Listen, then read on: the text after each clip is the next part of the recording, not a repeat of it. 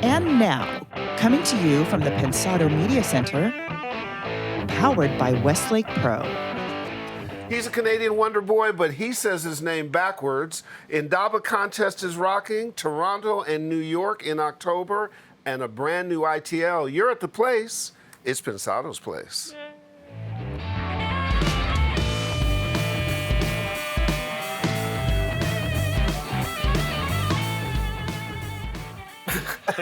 I did Now you know why I'm giggling and smiling before we get on camera every week. Hey guys, thanks for dropping by. I love our guests today. That's all I can think about right now. I got a million questions. We've been waiting for him for a minute. So talented. We kind of stalked him a little bit last week, Yeah. and then fortunately it came through, and there's a really cool tie-in. Well, should we get to it? Let's do it. All right, let's do it. A big hello to all you guys. Thanks for your likes and subscribes. We so appreciate it. Also, big thanks to our sponsors, our great strategic partners. They are 1500 or Nothing, the Blackbird Academy, Westlake Pro, Avid, DTS, Lander, and Fab Factory. You know, SSL should be in there someplace, don't you think? Yeah. So should $29.95 or Nothing, my company. Okay, cool. By the way, one more week on our Indaba contest. Bang this thing out, folks. Dave is itching to start judging, and we're itching to gift some prizes into your hot little hands. All kinds of things are going to be given to you. You can see the stuff in the background. Here is the link below me. Sign in, mix, get cracking, and then we'll get to judging. Okay? Get that done. Pull out your calendars. There is a busy October coming up. First of all, Dave and I will be at Imsta Festa in Toronto on October 14th. We're giving away a whole gang of software. We're going to have Chongwar tell you some of that stuff in a little bit. I mean, just a ton of things from Isotope and Avid and Beat Skills and Fab Factor and Celemony and on and on and on. We're going to be at the keynote speech, and we want to see you there. And we're going to have a very special guest there as well, too. So go right here, see that link, and sign up. It's free, and you don't want to miss this. I can't wait to go to Toronto. Exactly. And I'm Canadian, so it's personal to me. Such a creative town. And I'm going to sneak up to Hamilton for some other reasons, but that's a whole other story. Then 1 week later, we'll be at AES in New York on October 20th. We are interviewing the brilliant Greg Wells. He is also the recipient of the Pensado Awards for Giant Award, and you will learn a ton from him.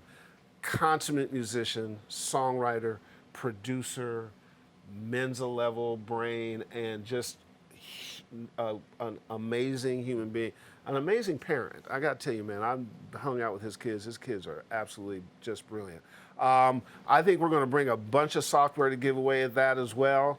So you can sign up to also attend that right here. Thanks to AES for making it free for all of you guys, because they're not doing that for everybody. Get your seat super early. Lots of our friends are going to be at AES, including us, and one of our biggest partners, which is the Blackbird Academy. They'll be at booth 230. Dave and I will come by at some point in time. We want you to come by. You know how we feel about them as a school. They got spots open for their January and April live class and April studio class. You'll get a great education. You'll get a great job. You will get what you need from the Blackbird. So you want to come and meet them. Don't just take our word for it. Yeah, come meet Karma and the crew there. That'll be booth 230. So stop through. Another thing that I recently was brought to us by part of our two-person esteemed marketing team.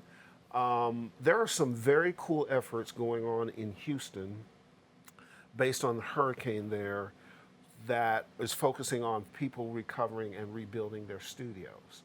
There's a group of musicians pulled together to try to make sure they take care of each other. So, you know what? Why don't we do some investigation and see if we can shed some light on that. And then once we know what it is, we'll bring that to your attention. I think it's important that we try to help. Vital. You know what I mean?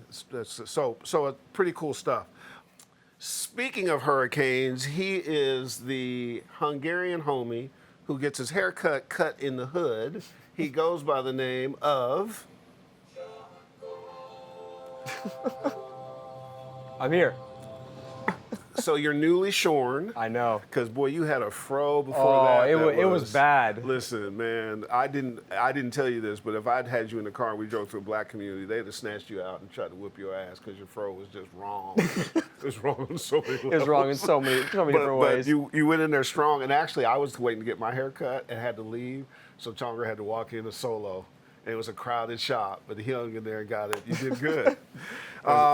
So why don't, let's focus on this hurricane relief thing and just see if there's ways we can help or tie people together and all that kind of stuff. No, it's important that we help. We're a part of the community, and a big event happened, and we need to be a part of it. I just think it's so cool that people are taking initiative to step up in that space. Yeah. You know what I'm saying?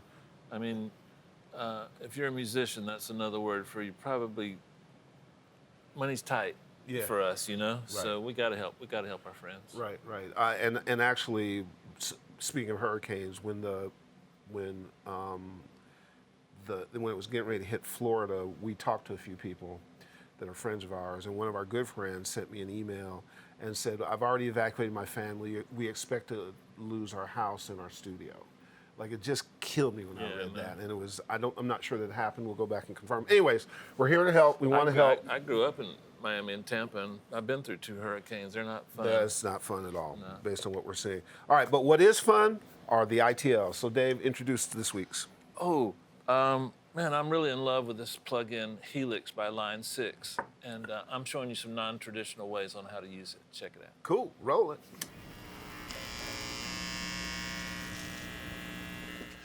I've had a really long history with a company called Line 6. I really like this company. Myself and a lot of my friends, which are mix engineers, a lot of us actually postponed going from Pro Tools 10 to Pro Tools 11 because we would have lost Line 6. That's how much we loved it. We waited to upgrade just because of one plugin. I'm telling you the truth. Good news is Line 6 Amp Farm is now out for all the new versions of Pro Tools.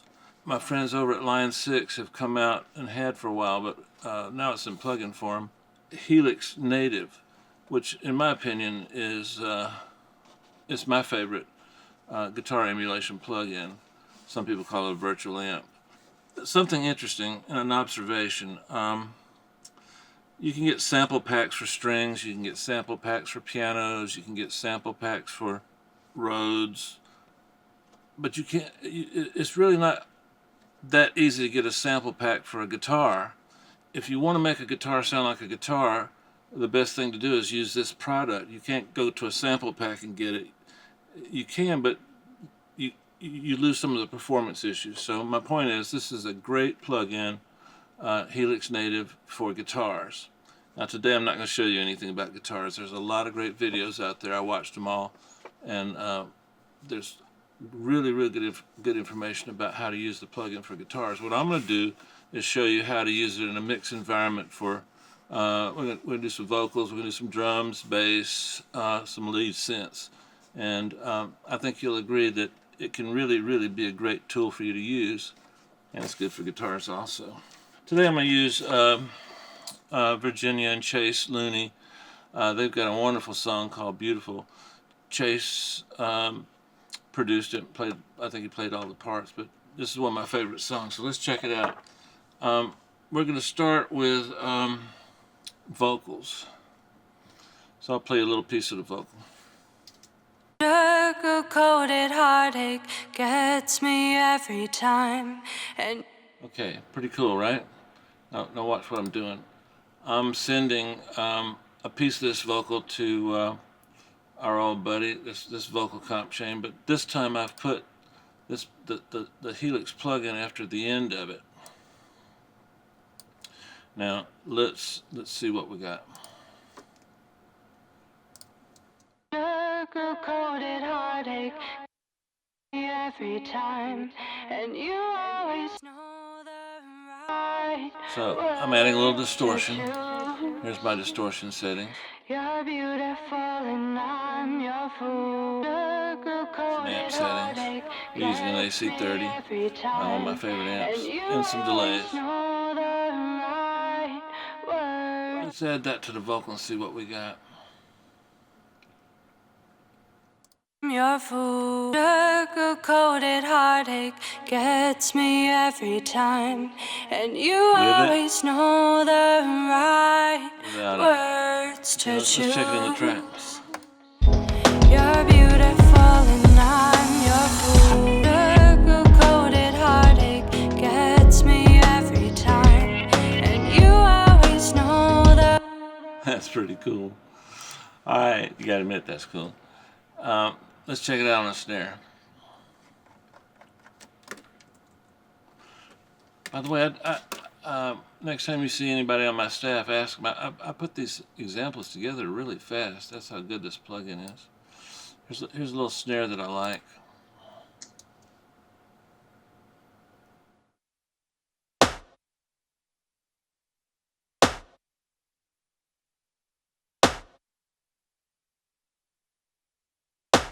Okay, now here's with it.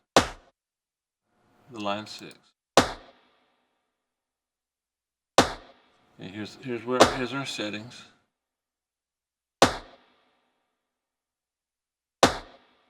Without it. Now you can see here that I've got a reverb up, so we can do a lot of stuff with this guy.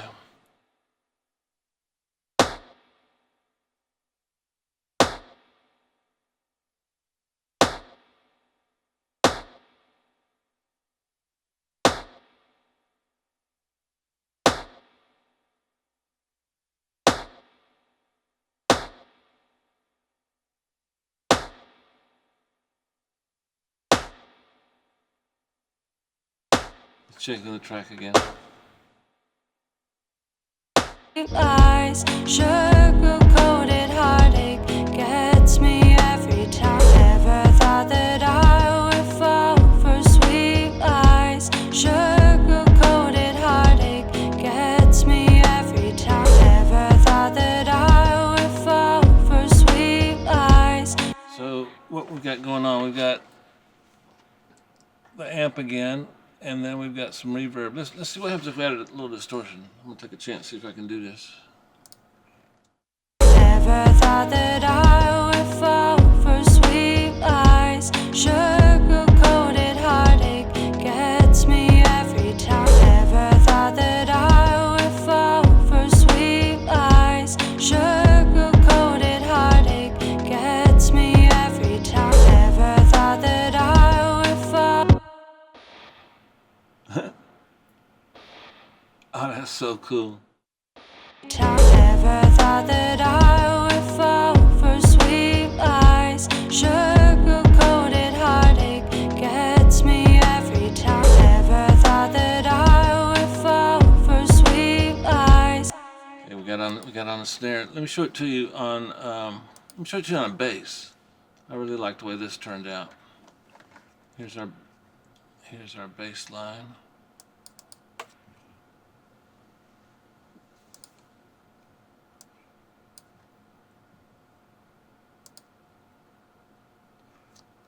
Here's without it.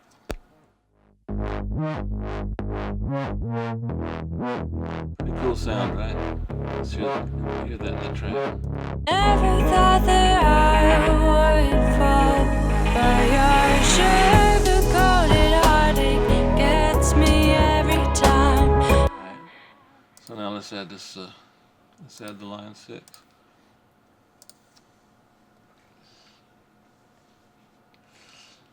Okay, so I'm using the preset Woody Blue. So we've got a little bit of a compressor, distortion's off, this is off, a little bit of modulation. I'm using a little depth, a little rate, just give a little movement to it. As you can see from the mix, I'm adding a tiny bit.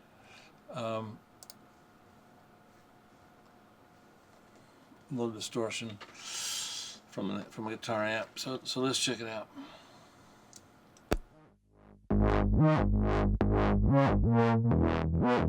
Without it. With it.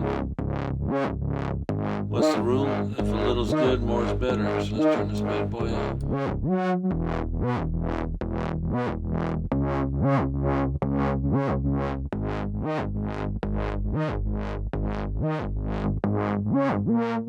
Oh my gosh. You know that's good. I never thought that I would fall for you. I never thought that I would fall, but your sugar-coated heartache gets me every time. Don't you know you're beautifully? Okay, so we've got a lot of colors we can add to that bass. A lot of times with bass, it's not the bass that you need to turn up in order to hear it. It's some of the upper harmonics that can catch your ear and make it just kind of flow. And of course, we got a little bit of a modulated thing going on the original. So what we did was amplify that and brought that out a little more. Now, this is one of my favorites. Actually, I like them all. They're all pretty good. So we've got this lead line.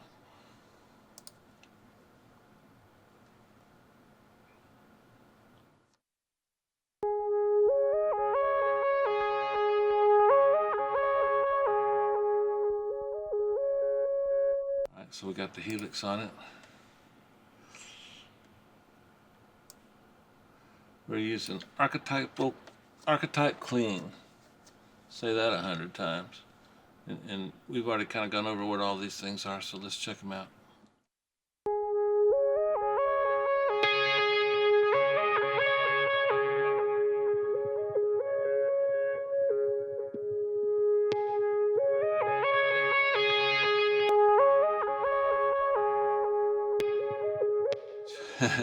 Right? Yeah.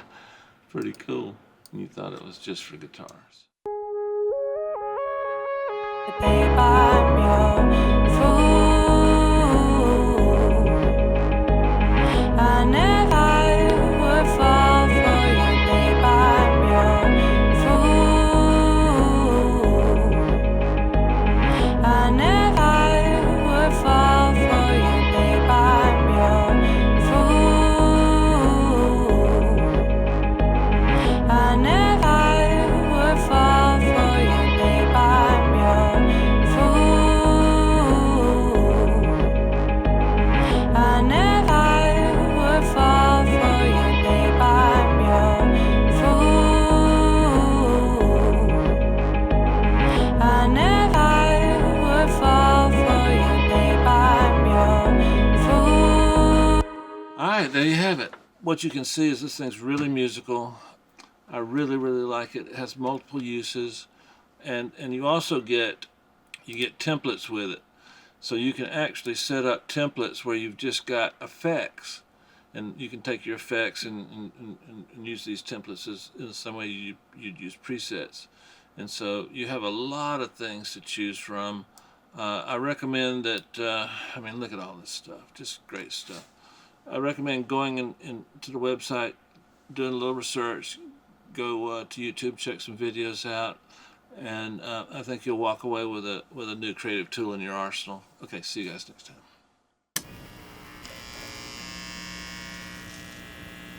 Our guest is down from the great north. Certainly this boy's work is a wonder, that's for sure. One of the literally most desired guests that we've had. We've stalked him, we understand, well, we'll find out for sure if he's a fan, but we're certainly a fan of his. Please welcome to the desk, the one, the only Boi-1da. Thank you very much. Thank you for having me. What's happening, man? Appreciate you. Yeah. Just chilling, hanging out with you guys. And we made the studio feel like his hometown. Feels so like it feels it's comfortable. it is freezing cold here. up in here. Well, it's just to make you feel comfortable. I understand. Thank you. Is there an advantage or disadvantage? Clearly, it's been an advantage for you in being situated where you are and doing the kind of music that you do that's had so much success all over the place, and in particular in America. Is there some distinction from working in Canada that informs you creatively? I definitely think there's an advantage because there's winter in Canada. I think that's a huge advantage to people that make music because when it's you wintertime, woodshed. yeah, time to shut down. There's no going outside. There's no palm trees. So you're just inside. That's an interesting point. Yeah, it's true. You're Our inside. palm trees are gone in a hurricane, man. Why you gotta bring that up? I'm sorry about that. No, but that's an interesting point. I never would have thought about it just from because having lived in Canada and anybody who lives where there is great winter, you learn how to be inside. Yes. It's definitely something you have to learn and get used to. Yeah. But I think the winter really crafted the sound out there. You know, it's kind of cold and sad, which is how winter really is. So it's very distinct now in our sound that, you know, it's a very like low tone, sad, cold kind of sound. So that definitely helped me form my sound and figure things out about production and producing and making music. I really just honed in throughout the winter because there's really nothing else to do. So are you self-taught?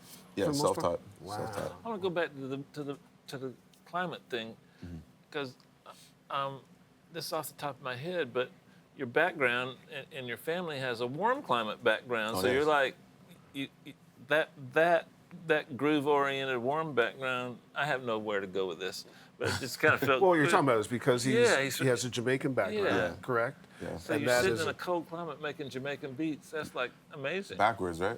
Yeah, but it's kind of cool. Had to. Kind of moved up there.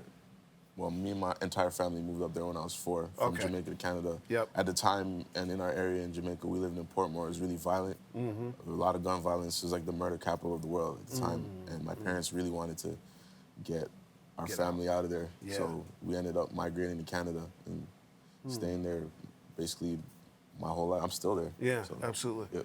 Yeah. And at what point in time, what were the incidents that led you to being able to work commercially? Did somebody discover you? Did you accidentally get on a record? Was it just people noticed your beats? The way I was discovered really was through beat battles. It was like the Battle of the Beat Makers in Toronto. I was 17. I went to the first one ever. Yeah. And I ended up winning the next like 3 years in a row. Did you? Yep. And it was pretty cool, yeah. And it was just something a friend had told me about in high school. I was known in high school as the guy who made music, the only guy who really made music in my high school. Me and T-, who actually we both went to the same high school. Yeah. So we were literally the only music guys in school. And a friend had just told me, yo, you should go to this competition. You know, I think you're good. And I was scared. I was the youngest person in the competition. Wow. 17 against all these grown men, naming equipment I've never heard of. Right. This guy's like, I use an ASR 10 and this and that. I only used Fruity Loops. That's it. So I was really intimidated and young, and I was just like, man, I'm probably gonna lose, but ended up winning. So. And winning. Yep. And meeting people throughout, you know, just winning. Every time I'd go every year, I'd meet different people. Sure. And just gain notoriety like that. Amazing. Your dance hall background, I'm fascinated by this. Can you explain, even if you have to do some beats or something, explain to those of the audience that don't quite understand what dance hall is? Well, dance hall music is it's like upbeat reggae, Jamaican. Was crafted in Jamaica. Dance hall music, I've been listening to it since I was a baby. My dad used to only play dance hall. Before even hip hop, it was dance hall in my household at all times. So I didn't even really know hip hop like that until, you know, my sister started going to school listening to R&B and stuff like that. And other music started getting introduced to me. But before that, it was all dance hall. And it's just basically upbeat Jamaican music, you know, for the clubs, for anything really. And it's great music. That's my first love in music, really, was dance hall. So. The groove and the feel, while doesn't exactly translate into your work, the feel does. You know, the timing might be different and parts might be different. You always have a groove and a beat that just, I don't know, it just reaches out to me on the radio. Maybe it's my Cuban influences from Miami and Tampa, but there's something about what you do that's an outgrowth of that. I'm asking you a bit of a tricky question. Throughout the history of music, a genre will come along like blues, and then all of a sudden everybody in England is doing blues, and it gets fed back here and it gets watered down. Yep. Do you ever look at this beloved form of music that comes from Jamaica and go, wow, I kind of wish some of the people that are doing it wouldn't be doing it? Sometimes, you know, but that is always going to happen with music. You know, once you create something and you introduce something, it becomes popular, and people try to emulate it and do it. So it's not really a thing. I mean, it does bother me when I hear it. It's like you just hear some cringeworthy, like fake dance hall songs, and you know, it does bother you, and bother me, but it's just something like you can't really do anything about it. You ever hear something you like? Yeah, there's definitely stuff I like that sound authentic. But then there's something like people will just get like the formula of it or the way how to do it and just do it so cheesy, water it down. and Yeah, water exactly. it down. Well, and I think that when you are an authentic purveyor of it, and you hear people cheaping it, you then just push farther in the way you do your thing and say, "No, I'm gonna do this the right way, or I'm gonna interpret this in new ways." Is that fair to say? Yeah, it kind of honestly just makes me want to move on to the next thing. Yeah. It's like, okay, I started doing this and people are doing it now, so I want to figure out what's next. Right. I'm always forward thinking in that manner. Well, let me ask you this. Trap is massive. I mean, I'm reading statistics, and then they're just frightening how it's taken over the whole music space. I It mean, has. It's putting every other genre out of business. Trap is a very, like dancehall, there's a very defined definition of what trap is, which can possibly limit its growth. Where do you see things going from here in terms of the future? In the future, I see things like just blending in like with trap, because I feel like trap is just so dominant right now. It's just the sound that everybody's comfortable with right now. Right. But you never know. It's you know, there'll probably be a time where people just get sick of it. Absolutely. But as for right now, it's really just taking over.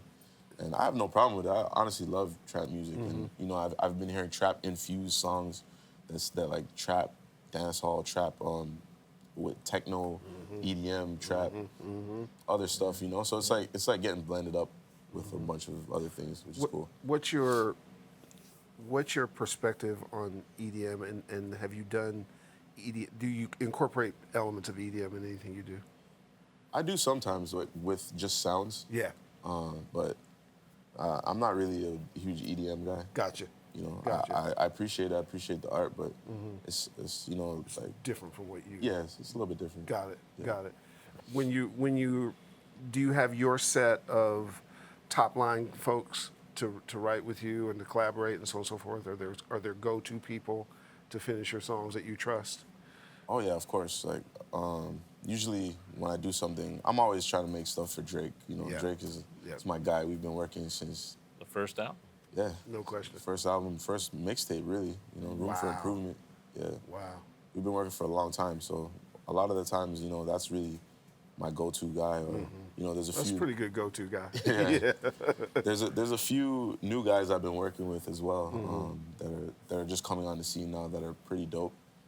And Do you find that important to, when you see it, help foster new talent to come through? And oh yes, all the time, especially with producers. I mentor a lot of producers and just like songwriters and whatnot. So Right. definitely. got it. That's When you cool. start a song, where do you start? Do you have an idea before you sit down, or do you sit down and play some things and an idea forms? Or Usually it's different every time. Sometimes it'll literally be an idea for a song, or literally just, usually half the time I'm fooling around with some beats, so it all starts from there. But sometimes somebody will just come with the idea, like I want to say this. Or I remember working with Kanye West for the first time, and he literally, it's funny because he had the song Famous before he had the beat for it. And he's just like, I have these lyrics, and he rapped the lyrics for me. And he's like, do you have a beat for this? And I'm like, I could find one maybe. Yeah. You know, so Yeah. you know, it always starts different with whoever you're working with. Right. Yeah. And Worked I'm just starting to get into songwriting myself. Are you? So I have a lot to learn with that. But you mean lyrics and melodies? yeah, lyrics and melodies. But Do you sing? no, I don't. I don't sing. I'll try some ideas out on heavily tuned auto tune, but I don't know about singing, man. It's definitely not for me. Definitely not for me. But yet you're comfortable with producing vocals Yeah. and getting stuff out of stuff. So producing it and understanding it from that perspective is certainly obviously different than you Yeah. seeing it. But you learn about vocalists and how to get the best out of them. And Exactly. pitch is off or timing is off or the kinds of things you need to do to get. If you don't, if you're uncomfortable doing this, stop me. But Poundcake by Drake, I love that beat. How did that beat come about? That beat came about from a producer I work with named Jordan Evans. He actually played me a beat with the same, with the Ellie Goulding sample. And the beat was cool, but I ended up just stripping everything but the sample, and I had somebody play some chords over it, and I added drums to it. And I didn't want to do too much to it because I felt like it just needed to be something subtle. So that's really how it came about. I heard an idea from a producer that I work with, and I kind of just stripped it down and made it into something else. I had a vision for it as soon as I heard those vocals, and just turned it into something else, which happens a lot. Sometimes I'll hear things from other producers, and I'll be like, oh, no, like, remove everything, and then you just use that. Yeah. So and you then I produce build the something producers. different. Basically, sometimes. Sometimes, yeah. So it was cool. That one was really dope. One of my favorite beats I've ever made. On Detox, you did a couple of beats for that didn't make the record. Did they finally make it into other areas, or can you talk about that? Some of them, you know, I had submitted stuff to Dre. I've been in the studio with Dre a few times as well. Right. But as I can't really speak on the Detox, I don't know I don't know what's going on with it. Nobody does but Dre and Yeah, Jimmy. exactly. So you know, I don't know what happened. Respectfully leave that alone. Yeah. That happened with me with an album recently, and you just feel like violated or something. I don't know. It was real. I didn't handle it well, but Herb talked me down off the ledge. Were there things that you learned from being in the studio with Dre? Definitely. His diligence while recording songs and his detail is just, sick, isn't it? he's just like meticulous with the detail. Right. Everything has to be said a certain way. Right. And it's not gonna stop until it's perfect. Until it's perfect. It's just he just keeps going. I picked that up from the Defiant ones, and also he likes to record vocals while they're right beside him. Yes. In the control room and so on and so forth. But his specificity was like, and you don't buck that. Like it's gonna be, and then when he knows, and you move on. Yep. Right. He's just like, say it again, say it again, say it again. It's just like almost crazy, but I mean, it's Dr. Dre. He's been doing it. This is his process. Yeah. So, you know, I wasn't even going to question it. Yeah. So, and It's worked pretty well for him. Oh, yeah. He's got a future. it has, definitely. We'd be remiss if we didn't give a shout out to 40. 40's our guy. We love 40. Love 40. Black of the Berry. Give me some stories about that. Oh, Black of the Berry. That was a really dope beat I had put together. I had just been sitting on it for a while, and you know, nobody really knew what to do with it. But you know, I had played it for a few people, but I ended up writing a like little hook to it with a writer named Esquerdo, and Kendrick had heard it, and he said he wanted like Assassin, like a guy that does reggae. So we ended up getting Assassin to just kind of like re-say what we wrote. That was like one of the first things I ever like, you know, had the pleasure to like place that I wrote.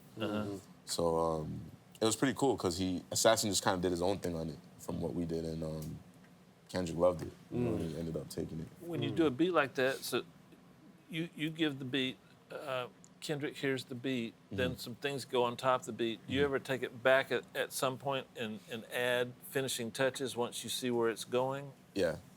If it's necessary. In that case, it didn't need anything. It was all there. It was basically good. done. It just needed to be mixed. And How'd you come up with the idea for the beat? I mean, it was a guitar lick from like I said, like I'll hear something. I heard a guitar lick, the guitar that's in the beat, from a producer that I worked with named Cause, and it was just kind of like deconstructing the whole thing from there. I just took that one lick and turned it into that whole entire beat. Who mixes your records? Do you have different people? Yeah, I got a few guys that mix. I got Jason Joshua does some mixes for me. Yep. Mixed by Fabian, 40 obviously, a lot. Gadget. Exactly. Noel Cadastre as well too.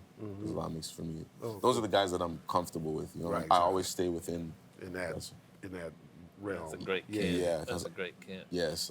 Gadget just seems like a mysterious figure. Can you tell me a little bit about Gadget? Because he does a lot of mixes for you guys, and man, he's really good. Yeah, he's very good. You think we could ever get him on the show? I hope so, but like you said, he's a mysterious figure. Mysterious He's guy. as much of a mystery to you than he is to me. Is he really? Yeah. That's so- amazing. But shout out to Gadget, he's amazing. Yeah. He's Listen, one of the best. So. we were going to try to see him when we were in Toronto, and and that's the information we got. I said, well, you You may or may not. He's not. And we were like, okay, we respect it. Yeah, of course, Jason's my guy. You know, I love Jason. Jason's great. Fabian Jason's too. great. Fabian. Yep. Fabian's scary. Yes, he is.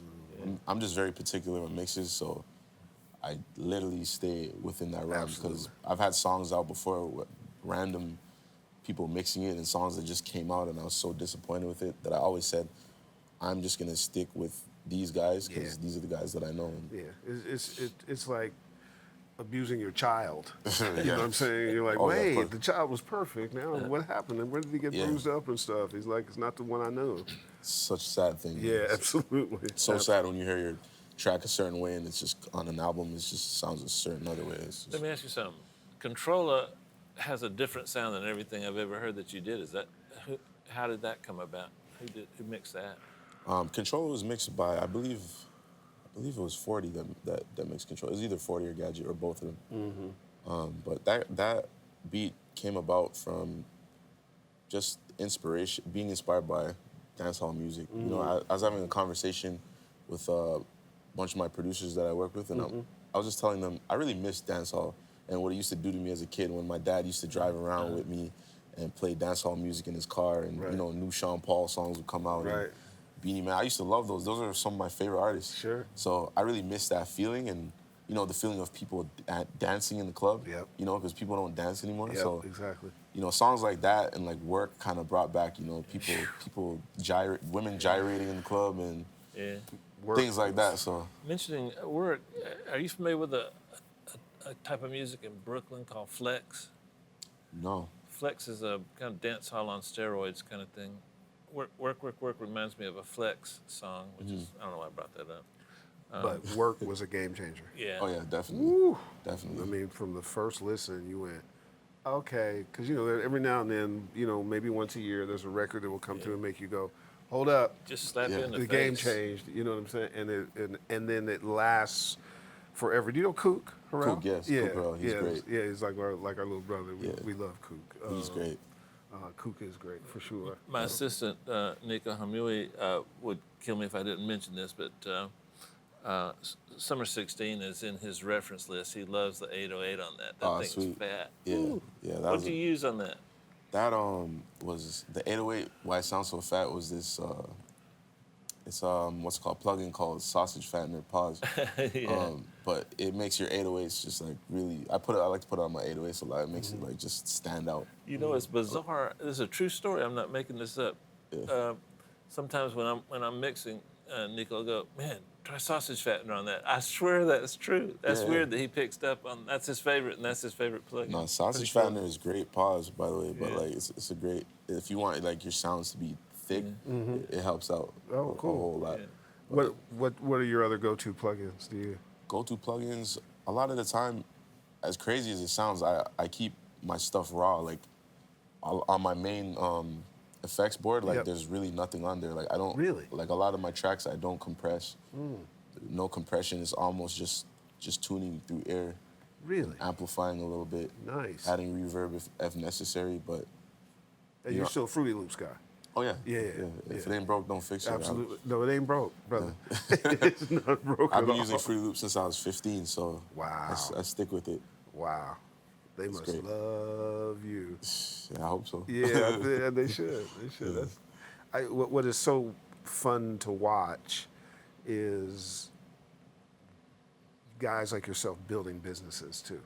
Like, you know, whether it's bringing on other producers or teaching people to do the process. I mean, because you remind me a bit of, and this, although he's a mixer, of Ali, DJ Ali, self-taught, started at 16, had one piece of gear, couldn't, you know, and just found his way to his sound and his kind of thing, you know what I mean? And there's a security that you guys have in that because you can trust yourself.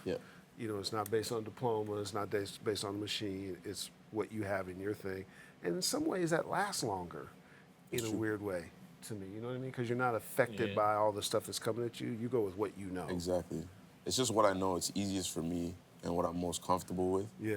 And you can get ideas out really quickly in Fruity Loops. Like a lot of, like Summer 16, for instance, like No Word of a Lie, that was probably made in about 10 to 15 minute beat. it's kind of like a quick idea. I was just lucky that Drake liked it and he chose to use it. You know, because like honestly, I probably wouldn't have played that for anybody else. Right. How many beats does it take to get one placement? Do you kind of have an idea, of the beats you play for people? Like 1 out of 20 get picked up, or? A lot of them get picked up, to be honest. Usually certain beats that I don't think people will use, I usually just leave it inside my program. People don't even hear it. So when I turn it to an MP3, usually, you know, I know that somebody's gonna use it. I try to just keep that consistency. Like, don't try to like super experiment too much. But like, stuff that works. Yeah, stuff that I know will Do you work. make beats every day? Is that something you do, or No. it just when it hits you, you go to it? Yeah, when it hits me. Gotcha. And sometimes I wouldn't even make beats for like a whole month. Right. Or Just anything. clear out. And then I'll come out here and I'll be inspired just because I'm away from Toronto, a little bit away from the family and like everything that goes on, and I can clear my head and just work on only music out here, and I'll just make like 20 tracks. Right. You know, get some songs on it, and you know, try some things out. You know. So. Do you have a studio at home, or do you go to?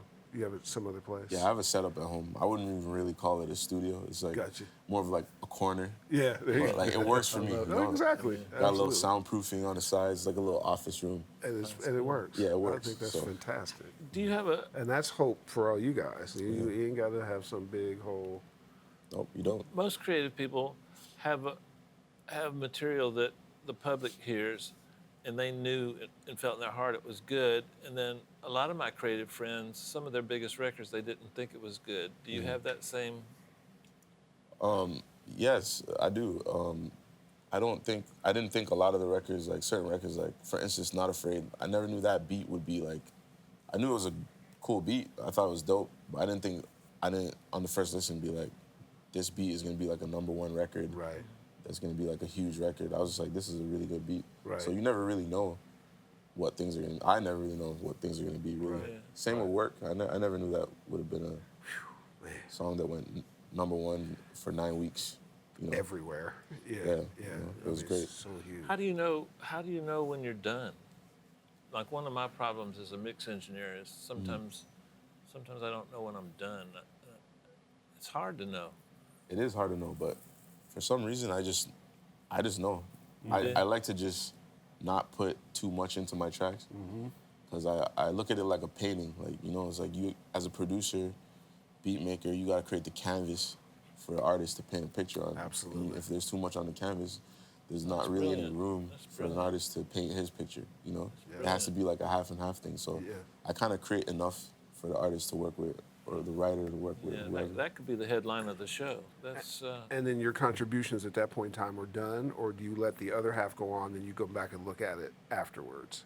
I'll go back and look at it afterwards, Okay. and if it needs anything, I'll add to it. Gotcha. But usually it kind of sounds full with, you know, I've been once it's filled up. getting away with just making simple, plain, effective stuff. Exactly. that work. And sometimes in your space, don't you get to addition by subtraction?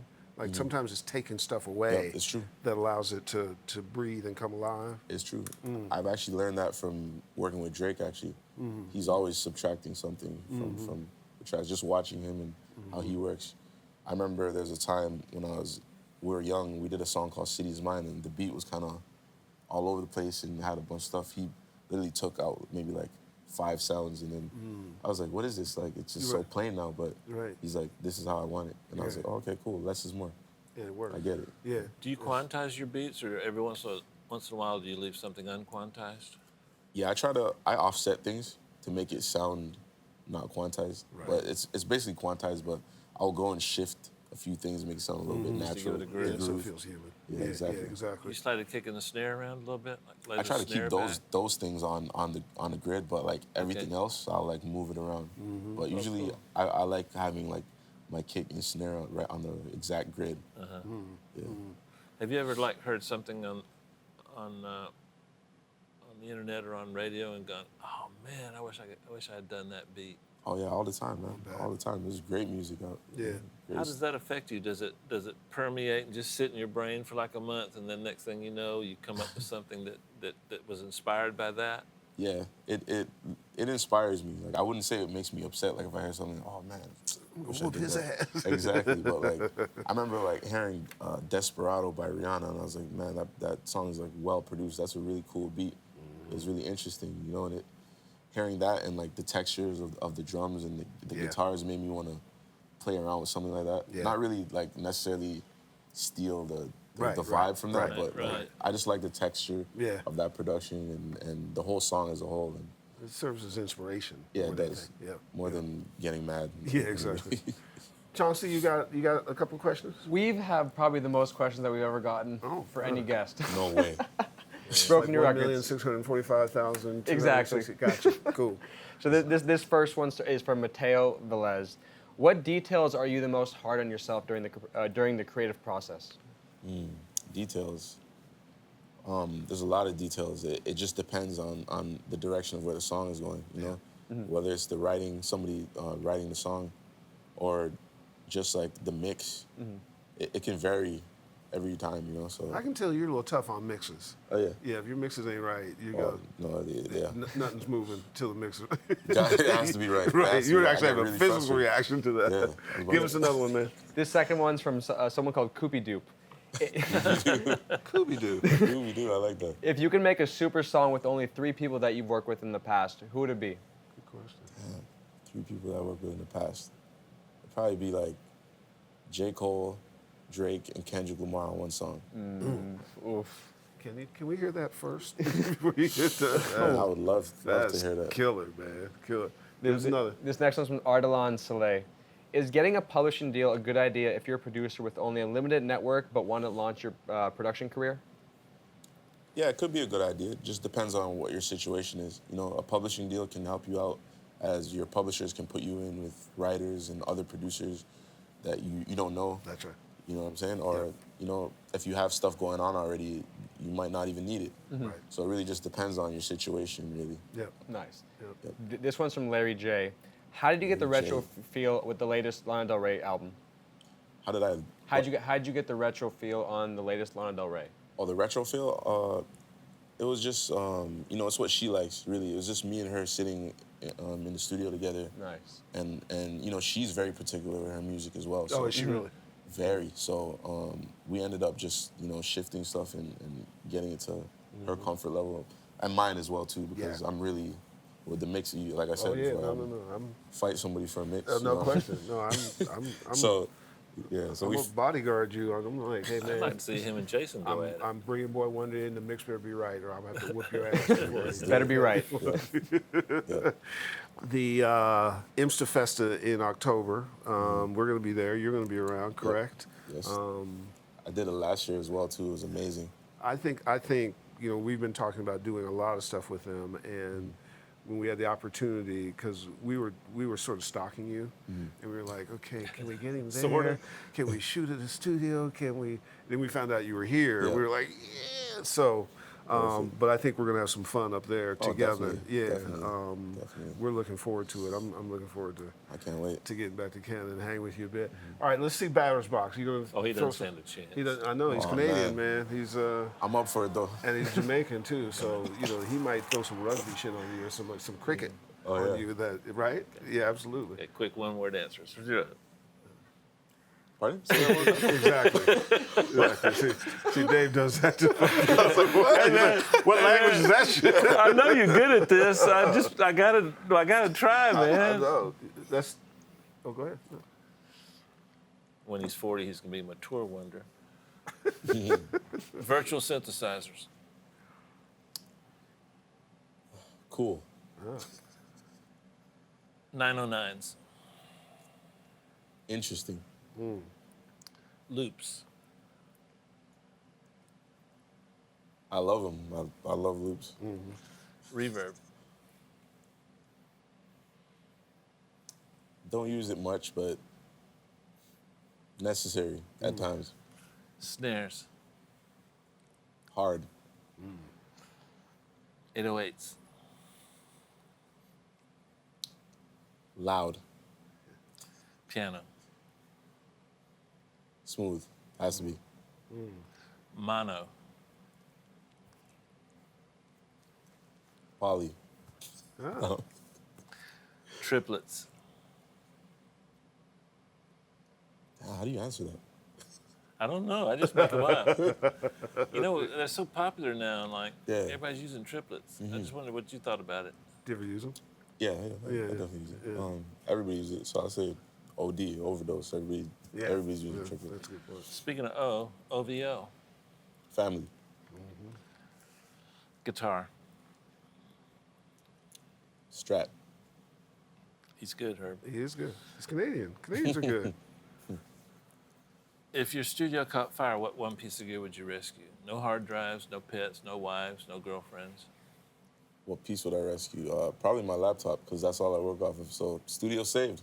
Speaker, I can replace the speakers. Studio saved. Sold. Speakers could burn up, you know? Yeah, you kind of whipped your ass. Yeah, he kind of did. But see, Canadians do it with gentility. So you whip your ass and he'll help you out. Exactly, precisely. I try, Herb. I try. You did good. Us. The triplet question was hard though, man. I didn't know what to say. No, you didn't. You didn't. Look, I'm torn. I have torn loyalties. I share the show with you, and I'm Canadian. So I think we just all come together. And we sing "God Save the Queen." My loyalty's with him. Oh damn! I'm out here on my own. You need to bail, buddy. I'm starting from the bottom. Now I'm just here. By yourself. Exactly. Damn. Time flies. I'm so glad. Hopefully you had fun doing the show. Oh, I did. Loved it. Thank you very much for having me out. No. And also, don't make it your last time. No, I won't be. So when you come to LA, give us a heads up. Definitely. Come through. We have so much more to talk about. I'm certain there's places we haven't touched. I think the self-taught element of what you've done is amazing. I think the fact that you have a little setup at home that's sitting in the corner in a essential room that's used as an office is a lot of what speaks to our thing. So to me, it's a pathway that these folks can see, wait, I don't have to do all this to try to get to success. You really don't. It's in here and in here, isn't it? It's all about what you're comfortable with and your imagination, really, when it comes to music. Music, I think 80% of it is like imagination. Yeah. Because, like I heard the story of RZA, he used to have a 2-track or something like that, and pots and pans and a sample, like a recorder, a sampler. Yep. So, yep. I mean, you could do anything with anything. You really can. Yeah, you can. He's Boi-1da. Dave, you take us home. You know what? I want you guys to chime in on this with me. Okay. We all have had that one brick wall that just jumped in the way of our career real early on. And we're here, so we found a way to get around it. For you, Herb, what was that brick wall that you hit, and you're like, man, I don't know if I can go on, I don't know if I can make it. And how did you get around it? Are you talking about the one now? No. The one early in my career. I'm not talking about the Great Wall of China. I'm talking that's the one now.